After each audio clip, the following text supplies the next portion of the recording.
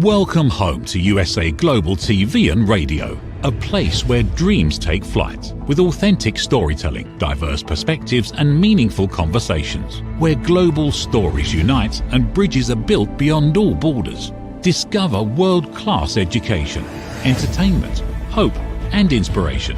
Together, we're building bridges worldwide. Subscribe to our channel, USA Global TV. Download our app, USA Global TV. Be our guest or join our team. Visit usaglobaltv.com. Thanks to our founder and executive producer, Dr. Jacalyn Kerbeck. Music score by Yeffy Tang from Cloud Road Music. Voiceover artist Mike Porter. Creative direction by Paul Garcia. USA Global TV and Radio, your home for global connection. All rights reserved. This video and its contents are the exclusive property of USA Global TV and Radio. Unauthorized use, duplication or redistribution in any form is strictly prohibited.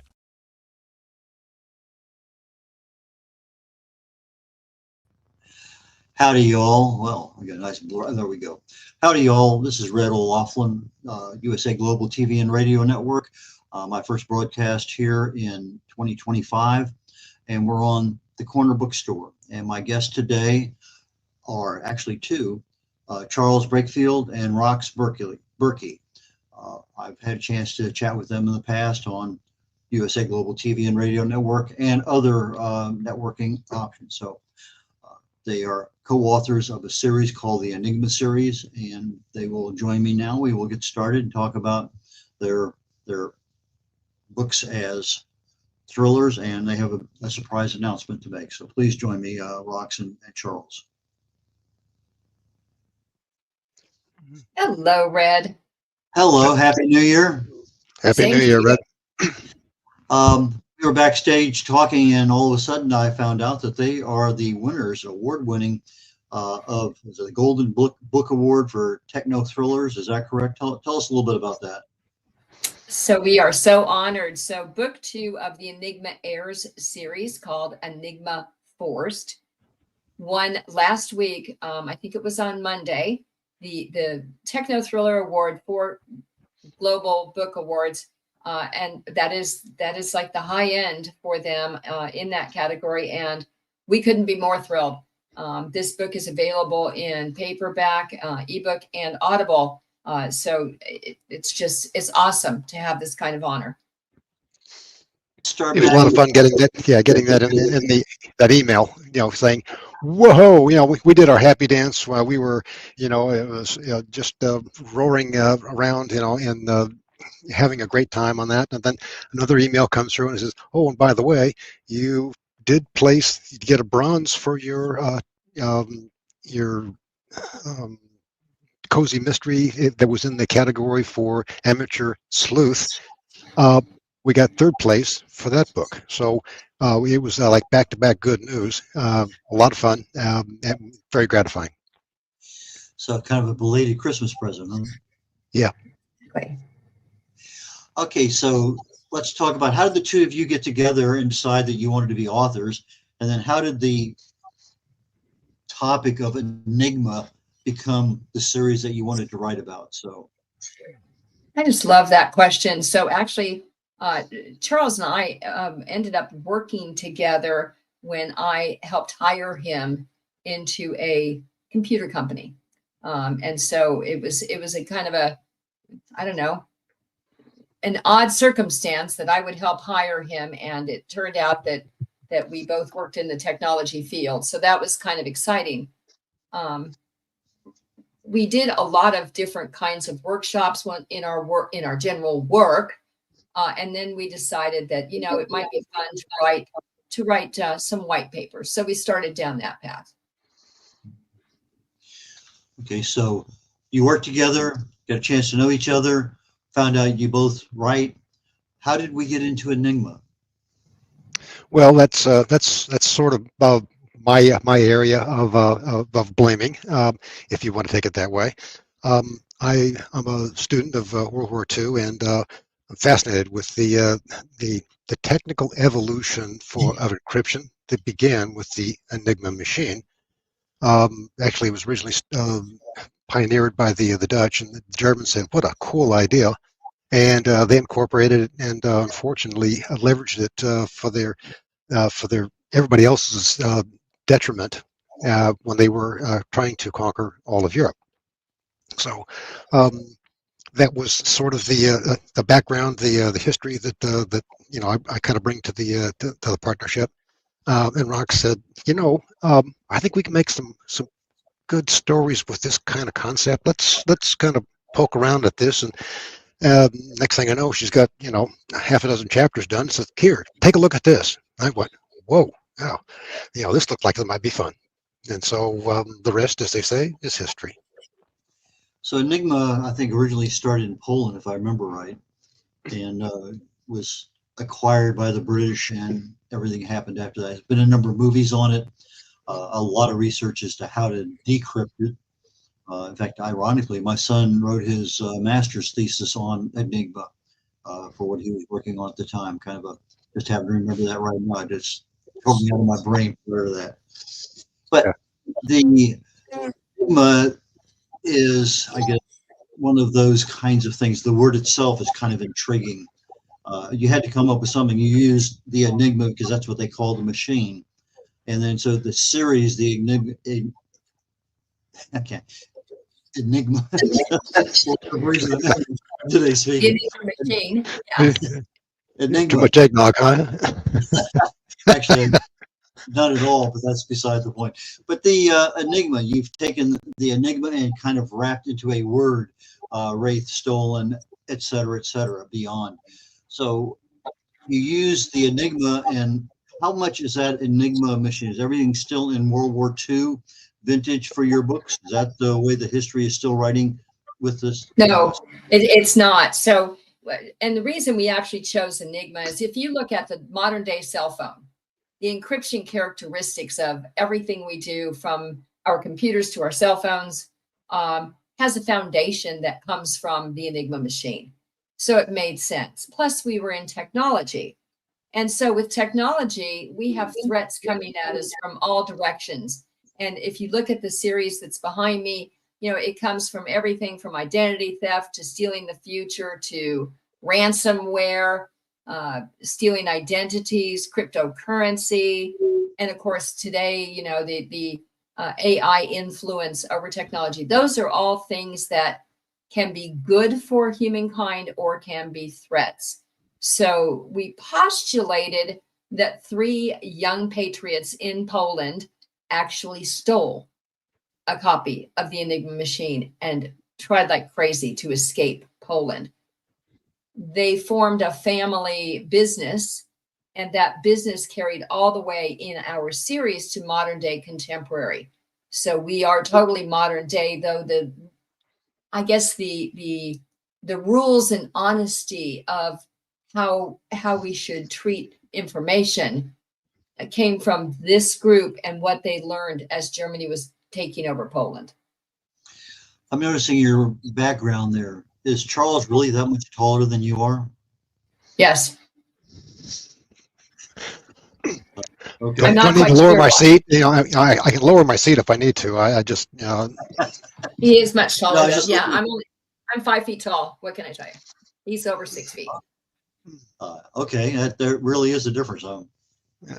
So well, she's not short when she's standing on our books. I'll tell you that. I mean, we got quite a few books, to be able to stand on. So she gets to be a giant when that happens. how long did it take you to write the first Enigma book and get it out in the public? And then how long is it taking you to write the subsequent books? At one point, we were doing about 2.2 books a year. The information was coming at us so fast, and we were having so much fun.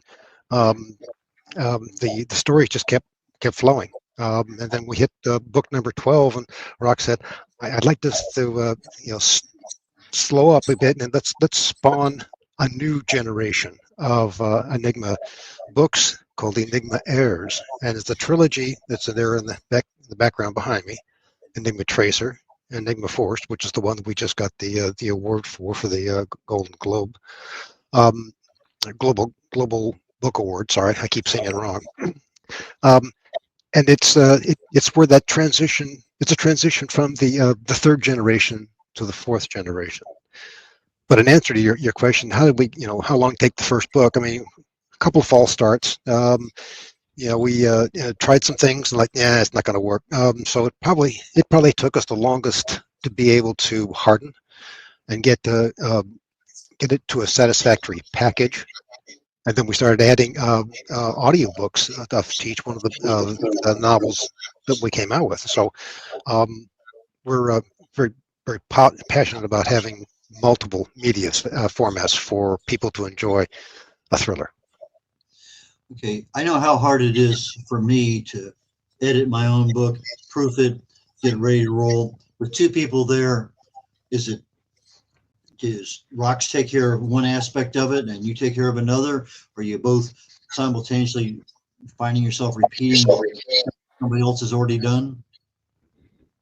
So we have a kind of a good habit of, fluffing out all of the different chapters that we need for a book. We know where we're going to go with the book. And then we exchange, Charles will write a chapter, I'll write a chapter, and we go back and forth, and then we bring it together. And I do the initial smoothing so that it sounds like a single voice.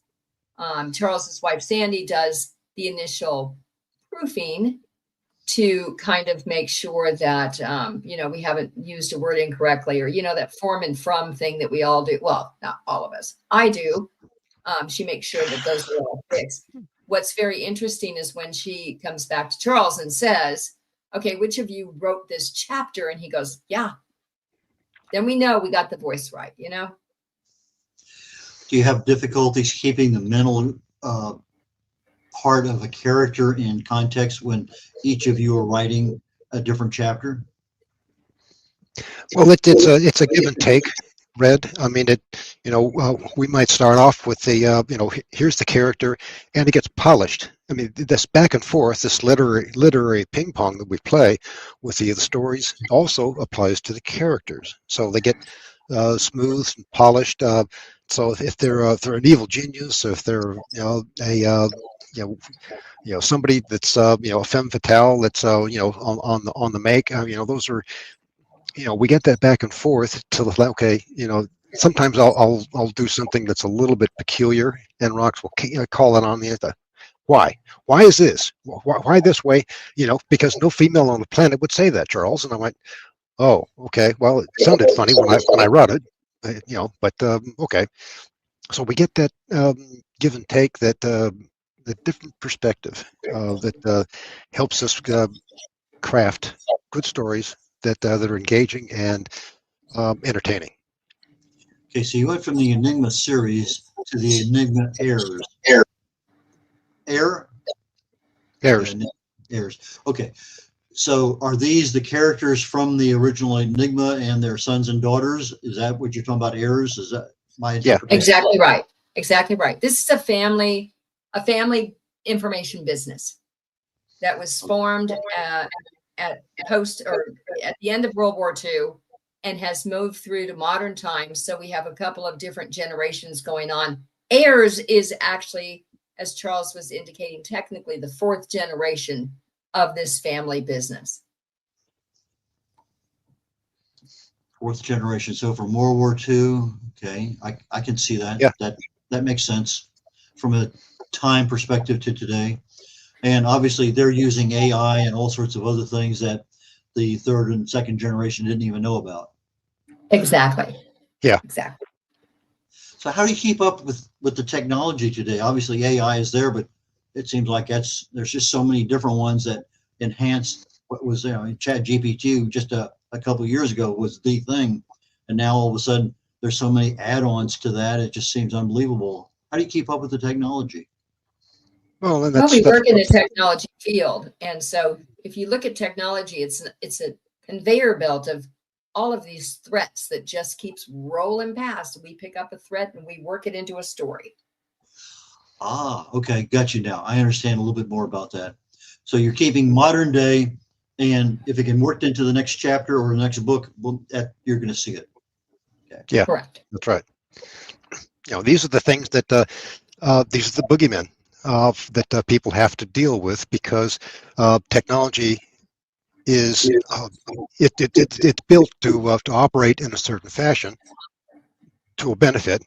But there's always some clown from the dark net who thinks that if they distort it just a little bit, I can take it and make it to work to my advantage, and I can steal cryptocurrency from people, or I can, um, uh, re-engineer human beings to live 1,000 years. But those are the kinds of things that like who would have thought of something like that?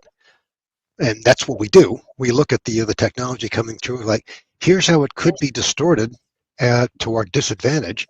And this is where our heroes, the R group and the CATS team, they step in and say, no, we're here for the benefit of humanity, not to line your pockets.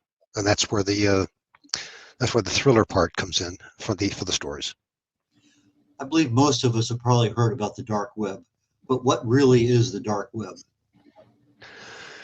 Well, it's actually a marketplace. If you want to look at it from that standpoint, it's where you go for contract murders. You go for human slavery. If you want narcotics, if you want any kind of illegal business activity, it's actually advertised in these areas of the internet. You have to know where to look, and it's not a place for the faint of heart. But they actually have, it's an IP address, and then of course that means that it's searchable and discoverable. That's kind of a good news thing, because that's where the FBI and all of the different nationalities have their cyber good guys whacking on these people from the dark net, trying to put out their business model out of business. We hear about cyber hacking a lot. In fact, I think it's been a topic here just in the headlines just the last part of 2024 and even here in 2025. The cyber hacking. So somebody in China, in Romania, in some country in Africa or South America, they are able to actually, let's say your website, they could get into your website and change anything they want on your website. Is that in fact an accurate description of cyber hacking? It's stealing information. So usually you have something tasty on your website that somebody wants to steal, such as, your identity. So they can do other nefarious things, or they want to, intrude and steal some other aspect or get information on you. So it's been going on for years. This is not a new habit of hacking into different sites to gain different information, whether it's hacking to, steal phone number information so you can do free, global or international calling. That's been going on for a long time. Or, it's a thief thing. It's I want to steal something because I can, and you aren't protecting it well, so I'm going to go get it. Yeah, and so with that technique, where they started monetizing it is where it became so onerous. Red, the getting into the databases of like a hospital, or some place that has some very valuable information. Banks, Microsoft. They're always under attack, and if they get in, then this is where the ransomware comes into place. Okay, I've stolen all your equipment, all your information. I've got to park someplace. I'm going to publish it unless you pay me money, and that's where the cryptocurrency comes into play, because it's easily transferable, not like gold bullion or dollars and or whatever. So that's where the darknet people operate from. They're out there looking to be able to get into, not my website, because it's like, okay, I don't have a whole lot of dollars there, or any dollars for that matter. But if I have something of interest, like let's say a new manuscript that we've been working on, that could be held for ransom. So, or there's several different ways that they operate, and like I can go on for like half an hour or so more, but I'm not going to, because there's so many threats that we look at all the time saying, wow, I never would have thought to do that, and that those sort of find their ways into the our book series. My neighbor is like all of us, nothing there, just basically his emails and whatever. And he's been hacked 4 or 5 times in the last 3 or 4 years. And the first one cost him $300 to get access to his world again. So it doesn't have to be a bank. It can be literally anybody. And I had read something that just his particular case, it was on a laptop. I said, just let the battery die a natural death and don't recharge it. And he did that, and it got rid of whatever malicious software that was on there. And it's had a couple, 3 other times, and he just lets the thing run down. I don't know that that's a generic solution for anything like that, but it seemed to be an easy one for him. He paid $300 one time, and then after that, he's been able to handle it. But I don't know why he is being hacked, but apparently a very easy $300 for somebody to make. Well, if you get $300 from 100 people on a weekly basis, that's decent money for the script kiddies that are running amok. Now, some of the big corporations that we've that have been reporting on using their tools to be able to tell us what's going on. We noticed that last year, 2024, looks like there was $2 billion worth of money confiscated or extorted from people around the planet, and a lot of it falls in. They got a lot of swell stuff to be able to figure out where it's going. And there's like 4 or 5 different countries that keep popping up. I'm not going to go into all that right now, but they're the cyber sleuths that we write about. We pattern them very much after the what's really going on in the real world. I know that Rox has to leave a little bit early today, and I know that you have a new venture that you're trying to get into, fantasy. So before she leaves, why don't we talk a little bit about this transition from techno thrillers into fantasy? So how did that happen?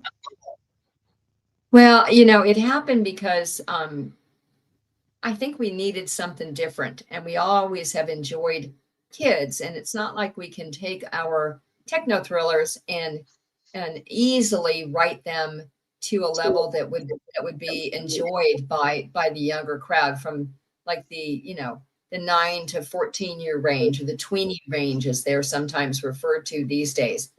However, fantasy is a lot of fun. And the other thing is Charles wanted to play with AI, and not from a writing perspective. So why don't you share, Charles, what you did for The Dream from a fantasy perspective?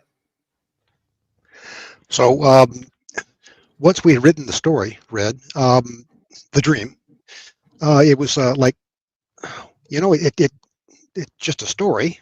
Is there some way we can illustrate it?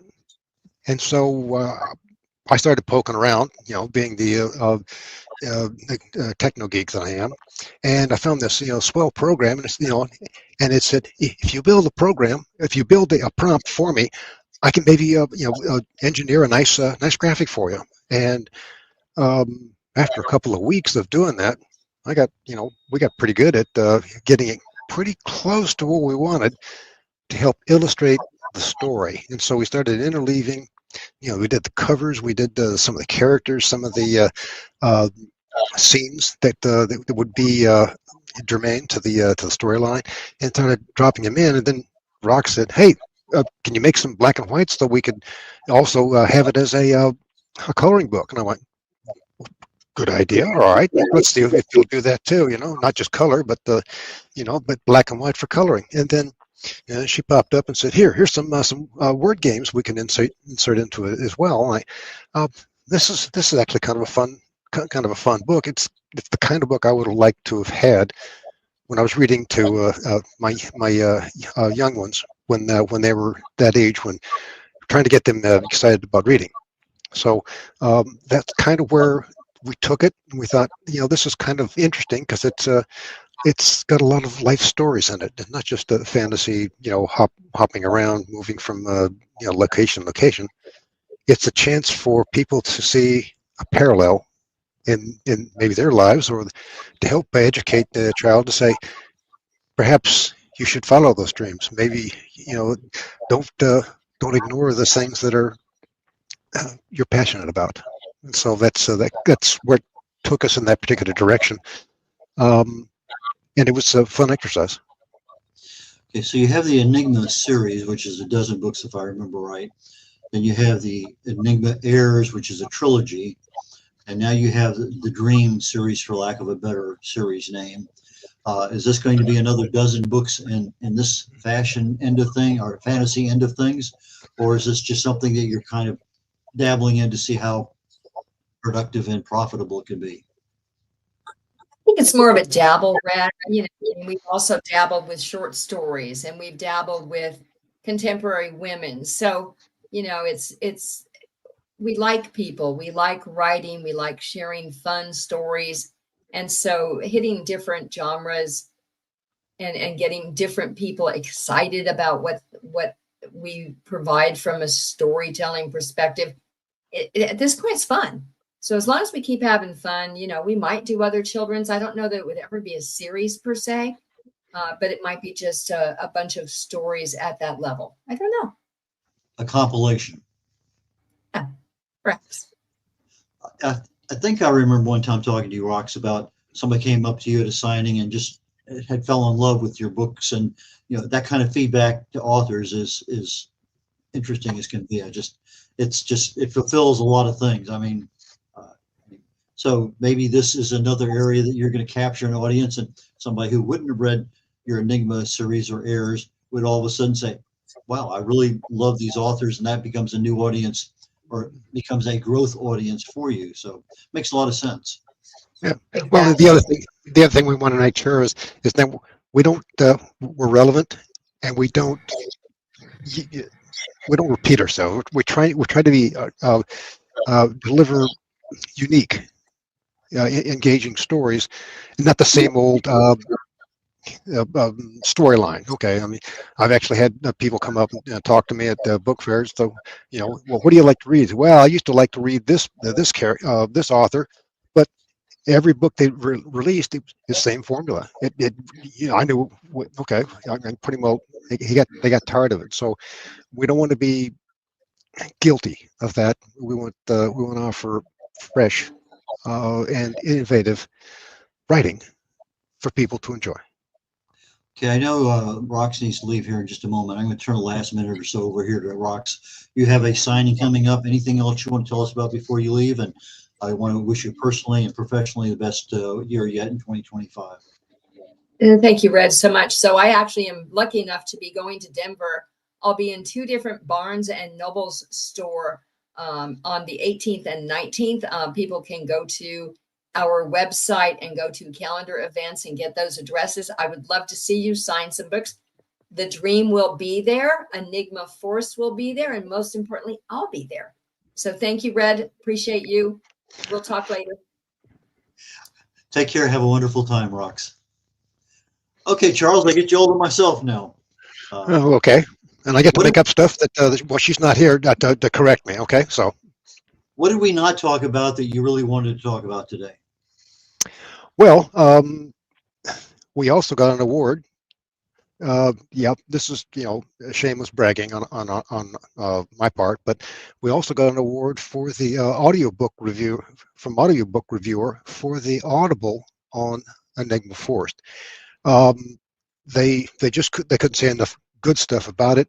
The voice actor that has been in almost all of our books except one. He delivered another stellar voice acting, and I use that phrase very succinctly because he's not a narrator. He moves between voices and age groups and genders and different nationalities. He's that good, and the audiobook reviewer thought so as well. So Enigma Forest is we're quite proud of it from multiple areas. You know, these are some of the things that we like to highlight for people. Like, yeah, I don't have time to read anymore, but I sure can listen. So, you know, the audiobooks are available for all of this, and they run between like 6 to 9 hours worth of listening and entertainment. I actually had somebody complain one time that they lost a whole weekend because they couldn't put the audiobook down that they had picked up from us. So I guess that's if you're going to complain about something, I'll take that criticism anytime. I used to listen to radio audiobooks a lot when I was traveling because it was Yeah. on the highway and there's nothing much out there to do. But I was always amazed at the narrator being able to do 3 or 4 or more accents in French or in Russian, or they're talking in English, but there's distinctly a different French accent between 3 or 4 different Frenchmen in Yeah. one book. And I thought, wow, that's pretty interesting. And then their ability, as you say, to change gender and pick up a female voice or a male voice, is depending, because I've heard both. And it's interesting how they have developed their talent of being able to speak and monetize it that way. So how did you find your narrator? It's a curious thing. We after the book number 1, we changed our approach and said we're gonna shop for the best person we can find. And so we advertised, and we had like 3 different voices of applicants, and we got to the to number 2 or number 3, I forget it was, and we stopped.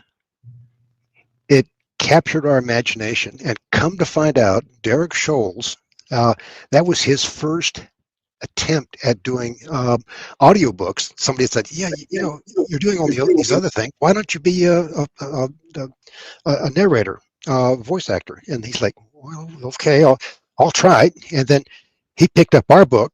We loved the stuff he did.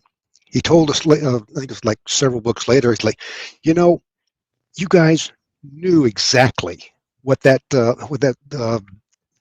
those 2 brothers, how they act with each other, in the Enigma Rising, and he was so captivated with it. He's like, I couldn't wait to be able to do the next one and the next one, and so he's like family practically, and we've gotten because he's so enthusiastic and good at his craft. We snagged about 4 or 5 Audible awards over the series with his voice. So we're quite proud of the fact that Derek Scholes is, part of our team. And sometimes he's gotten to a point where it's hard to be able to get some of his time. Like, hey, we have a new book ready for you. Go. And he goes, "Oh, rats! I've got this other gig that I'm doing. Can you wait? We're not going anywhere, buddy. We're going to wait for you." So. And it's really paid off because it took us a while to be able to get on his schedule, and he did the Enigma Forest, and that one got the Audiobook Reviewer Award like 2 or 3 months ago, just that quick. I mean, it's like he hit on all cylinders, and we're quite pleased with that. So this other Techno Thriller Award on right after that was like, wow. We're quite pleased with that property, and it's kind of daunting because it means that the 3rd book in the series that we're still working on, we'll have it ready in the first quarter. I want to make sure that it's just as good as the book number 2 and book number 1 in that series. So we're really we set the bar a little too high for ourselves, I think. Let me take you down the AI road for just a very brief moment. Okay.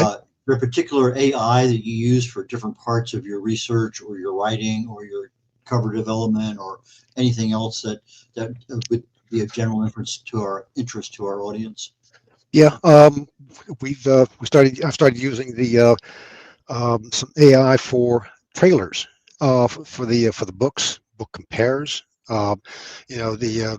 So you do the research, look for, here's the good fit. If you like this book, you'll love our book. That kind of approach, and the AI engines help stitch together, relevant videos that we put on our YouTube website for people to just take a look at. So. And then crafting them with the 30 to 60 second requirements, which is what you don't want to violate that, and that the AI engine will pull together you have to build a prompt. I mean, you can't just say, hey, just do this for me, because you'll get all kinds of nonsense. So if you script it correctly, create the proper prompt, and give it the direction it needs, it turns out some pretty good video compares and um, trailers for each one of the books, and that's been we've been working on that for the last 6 months now. It looks like,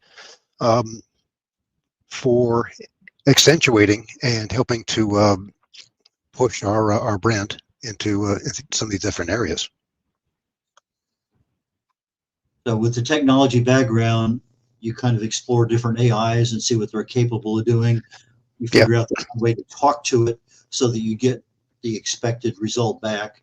And I understand very, very definitely that if you don't ask the right question, you're not getting what you want. And in some cases can even be harmful. I remember the first time I said to ChatGPT, edit this. Well, it went from 12 pages down to 2 paragraphs. And fortunately, yeah, been there, done that. Yeah, got it. Yeah. So you got to be careful about how you ask the questions, because the words that we understand as humans are not necessarily translated exactly the same. But anyway, that's kind of interesting. But we're running now toward the last couple of minutes of the show. How do people buy your books? How do they find you? Tell us. Yeah. So if they wanted to just email us directly at authors@enigmaseries.com, or you can go to our website, which is the https www.enigmabookseries.com, and the calendar it's out. We have samples of all of the books out there for chapters. We got samples of the audibles that you can get to as well. There's a nice view of the landing page. Links for the paperbacks, the audiobooks, ebooks, short stories, the book teasers, where the videos that were built. We actually have a production company, Front Rows Production, out of California, that does the 2-minute trailers, which are spectacular. They really humble the stuff that I see on some of the AI engines that come out. So, but there's the little snippets, the little ads, the little time slices of that can be available. We've got those on our YouTube channel out there as well. So, again, audiobook, paperback, ebook, and of course videos to kind of give you that flavor of the book. You can get all that within right off the website. And there's the calendar. We got Rock's going to be out there at 18th and 19th, Barnes & Noble, Denver. And those are locations and addresses from the 10 to 4 signings. What we do is we partner with them, and they bring in a slug of books from the different titles we've got. And she's a dynamo when she's in front of people saying, "Tell me more," and she just loves to be able to chat with people and sign books and have a great time. So it's invite you to show up if you get a chance. Yeah, I know, Denver, January. What were we thinking? But they just she's been there a couple of times, and they really enjoy her energy level. I've accused her of having an energy level that's so high that they probably pick her up on CB radios in Alaska. So, but she's a great person to know and to talk to. Well, thank you very much. I really appreciate your time today, both yours and Roxy's. Charles Breakfield. For those on our audio audience, the enigmabookseries.com, Enigma, ENIGMA, Enigma Book, BOOK series, SERIES.com. That's the website. Please take the time and go look at it. So with that being said, have a wonderful time. Enjoy 2025, and I wish you the best. Take care. Here in just a few seconds, I'm on the USA Global TV and Radio Network. I, red O'Laughlin, will be hosting the Wise Ones, and today's my guest is Jim Bobo. Interesting last name, interesting background. And then Talking Heads show is going to be immediately following that. And we're talking about how to bulletproof your health. With that being, thank you very much, and we'll catch you next week. Bye now. Have you ever felt unheard? Like your words float into a void, leaving you invisible and disconnected? How about feeling judged, when assumptions overshadow your truth, leaving you misunderstood and defensive? And then there's that moment when someone offers solutions you never asked for, dismissing your feelings and leaving you more frustrated than before. It doesn't have to be this way. Dr. Jacalyn Kerbeck, the listening mentor, understands. She's here to help you reclaim your voice, build stronger connections, and create meaningful conversations that inspire understanding and mutual respect. Through her groundbreaking books, online and in-person courses, and interactive workshops, you'll learn how to navigate life's most challenging interactions. Discover the power of elevated listening and transform how you communicate. Master setting boundaries and asking permission to protect your peace. Learn to recognize and release judgment, fostering empathy and true connection. Dr. Kerbeck also offers personalized coaching, one-on-one or group sessions designed to fit your unique needs. Whether in person or virtually on StreamYard, her guidance will empower you to thrive. You don't have to struggle alone. The path to deeper connections and better relationships start here. Visit drjacalyn.com or usaglobaltv.com. Join a global community of empowered listeners and transform your life, one meaningful conversation at a time. Dr. Jacalyn Kerbeck is the listening mentor. Start your journey today.